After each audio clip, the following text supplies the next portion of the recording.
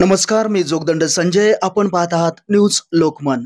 अंबेजोगाई येथील साहित्यरत्न लोकशाहीर डॉक्टर अण्णाभाऊ साठे यांच्या पुण्यतिथीनिमित्त सार्वजनिक जयंती उत्सव समितीचे अध्यक्ष प्राध्यापक महादेव माने यांच्या प्रमुख मार्गदर्शनाखाली व मालूभाऊ जोगदंड यांच्या आयोजनाखाली समाजसेवक प्राध्यापक बळीराम जोगदंड यांच्या उपस्थितीत महामानवास अभिवादन करून इतर सामाजिक दिवसभर कार्यक्रम घेऊन आगळीवेगळी साहित्यरत्न लोकशाहीर डॉक्टर अण्णाभाऊ साठे यांची पुण्यतिथी साजरी करण्यात आली.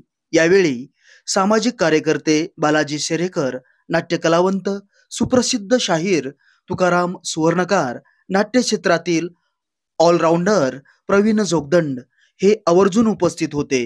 तसेच पत्रकार जोशी सर यांनी आपले अनमोल विचार ठेवून प्रबोधनपर गीत गायले. त्याचबरोबर तरुण तडफदार नेतृत्व उपाध्यक्ष मल्हारी जोगदंड, दुसरे उपाध्यक्ष गोविंद जोगदंड, सचिव केशव जोगदंड, सहसचिव शंकर गायकवाड, कोषाध्यक्ष माऊली नरसिंगे, कार्याध्यक्ष कुमार जोगदंड, सहकार्याध्यक्ष अमोल जोगदंड, संजय जोगदंड, राहुल भैया जोगदंड, जितेश जोगदंड, सचिन जोगदंड, अनिकेत जोगदंड, कृष्णा जोगदंड हे आवर्जून उपस्थित होते.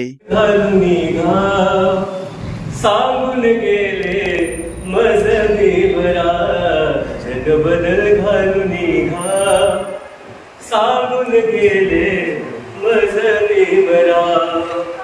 गुलामगिरीच्या या चिखलात ऋतून बसला काय रावत, गुलामगिरीच्या या चिखलात ऋतून बसला काय रावत.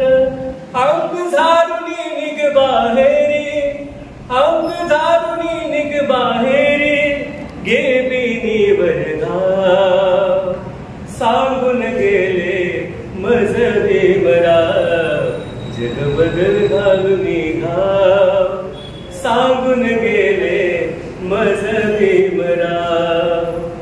विज्ञान काय आहे हे थोडक्यात सांगत आहे. जसं की दोन महिला आहेत, एक शिकलेली महिला आणि बिनशिकलेली महिला आहे. शिकलेली महिला बिनशिकलेल्या महिला विज्ञान काय असतं हे समजून सांगत आहे. थोडक्यात असं, बुद्ध कबीर भीमराव फुले, बुद्ध कबीर भीमराव फुले या धरतीवर जन्मले, त्यांनी जनजीवन फुलविले ग शेजारीने सखे बाई, त्यांनी जनजीवन फुलविले ग शेजारीने सखे बाई. देवाच्या नावावर जे करती छू मंतर, देवाच्या नावावर जे करती छू मंतर, ते भरती आपुली घर ग शेजारीने सखे बाई, ते भरती आपुली घर ग शेजारीने सखे बाई.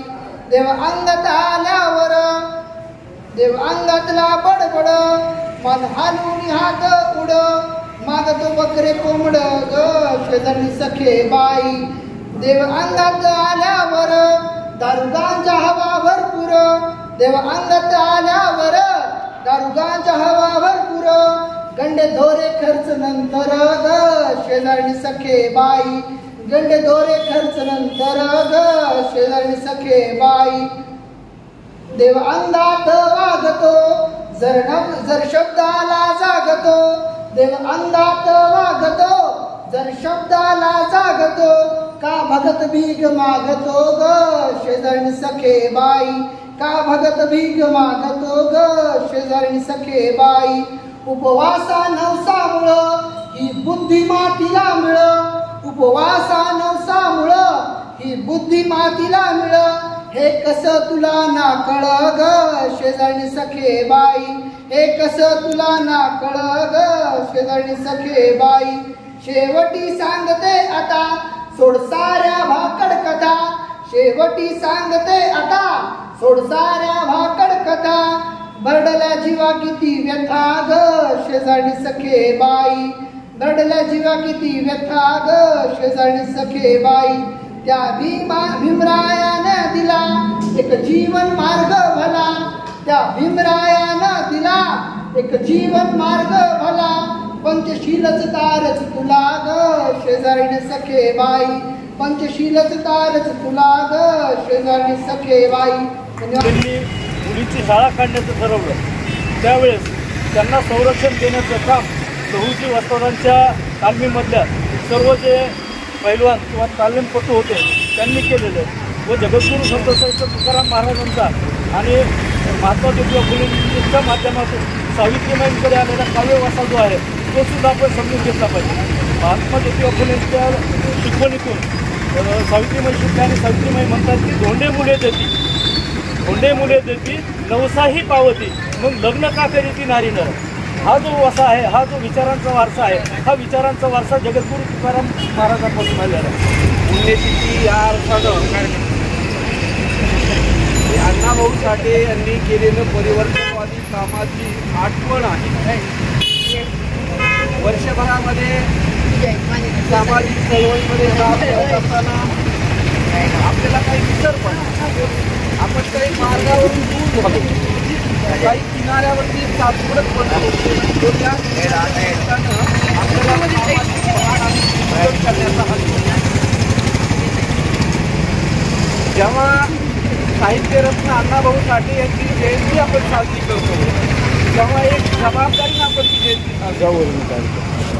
अण्णाभाऊ साठे हे मातंग समाजाचे होते म्हणून जर आपण जयंती साजरी करत असू तर मला वाटतं की फार मोठी चूक आहे. परमपूज्य डॉक्टर बाबासाहेब आंबेडकर असतील, क्रांतिज्योती सावित्रीबाई फुले असतील, महात्मा फुले असतील, शाहू महाराज असतील, छत्रपती शिवाजी महाराज असतील, या महापुरुषांच्या चिंतनाचा गाभा हा साहित्यरत्न अण्णाभाऊ साठे यांनी आपल्या साहित्यामध्ये लिहून ठेवलेला आहे.